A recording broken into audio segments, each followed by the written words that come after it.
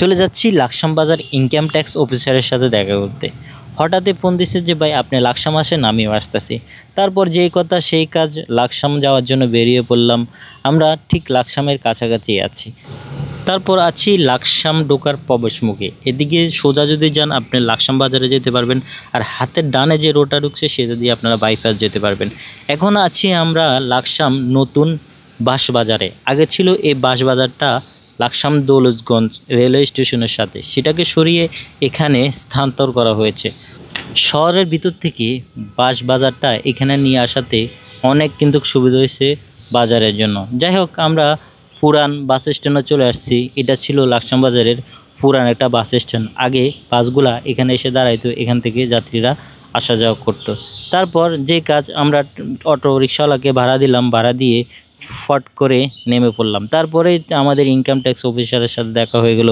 ভাই বলল যে ভাই আমি চাঁদপুর থেকে হাসিরপাড় থেকে চলে আসলাম, আপনি এত দেরি কেন, মানে নানান কথাবার্তা আমি বলতেছে। আমি বললাম ঠিক আছে, সমস্যা নাই, লেট করার জন্য আই অ্যাম সরি। তারপর আমরা চলে আসলাম দৌলতগঞ্জ রেলওয়ে স্টেশন পার হয়ে লাকসামের হাতিরঝিল, যেটাকে লাকসামের হাতিরঝিল বলা হয় আর কি। কিন্তু পরিবেশটা নোংরা করে ফেলছে। এখানে পোস্টার লাগায় একবারে, দেখেন সাইড দিয়ে পোস্টার লাগায় একবারে হাতিরঝিলের পরিবেশটা নষ্ট করে ফেলছে। যাই হোক, এটা বলবো না, যার যার বিবেক।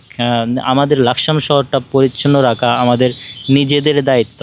যাই হোক, আমরা ডাকাতি নদীর পাশে দাঁড়িয়ে একটু কথাবার্তা বললাম, দুইজনে অনেক দিন পরে দেখা হলো।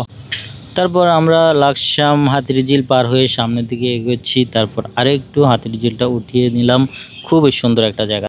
তারপর এখানে এসে দেখি ওমা ব্রিজ ভাঙ্গা, আমরা ওই পারে কীভাবে যাব, অনেকক্ষণ চিন্তা ভাবনা করে সামনের দিকে হাঁটতে থাকলাম। তারপরে চলে আসলাম লাকসাম উপজেলা স্বাস্থ্য কমপ্লেক্সের সামনে।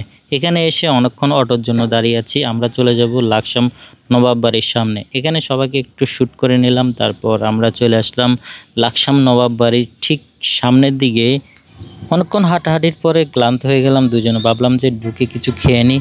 আছি এখন ওয়ান ফুড বেকার কেক হাউসের সামনে, সেটা হলো লাকসাম পয়জনাসা কলেজের ঠিক সামনেই। আমরা এটার ভিতরে ঢুকেই দেখি যে আমাদের পরিচিত ভাই ব্রাদার আমাদেরকে দেখে তো একটা হাসি দিল যে ভাই কোথা থেকে আসলেন হঠাৎ করে। তারপর আমরা এখানে এসে অনেক দুষ্টামি করলাম, তারপর বসে বললাম। আমাদেরকে একটা সফট কেক দিল, খেয়ে তো ভাই অসাধারণ লাগলো। কেকটা একেবারে সফট। কাঞ্চন ভাই খেয়ে নিল, আমরা দুইজনে খাচ্ছি। তবে আমার কাছে কেকটা অসাধারণ লাগছে, খুবই খুবই খুবই ভালো লাগছে কেকটা, বলে বোঝাতে পারবো না। তারপর নিয়ে নিলাম একটা লাচ্ছি। আমি লাকসাম বাজার অনেক জায়গায় লাচ্ছি খেয়েছি, কিন্তু এখানের মতো লাচ্ছি আমি কোথাও পাইনি। খুবই মজাদার টেস্ট। খাওয়া দাওয়ার মান এখানে অত্যন্ত ভালো, চাইলে আপনারাও এসে ঘুরে যেতে পারেন। সবাইকে আমন্ত্রণ রইল।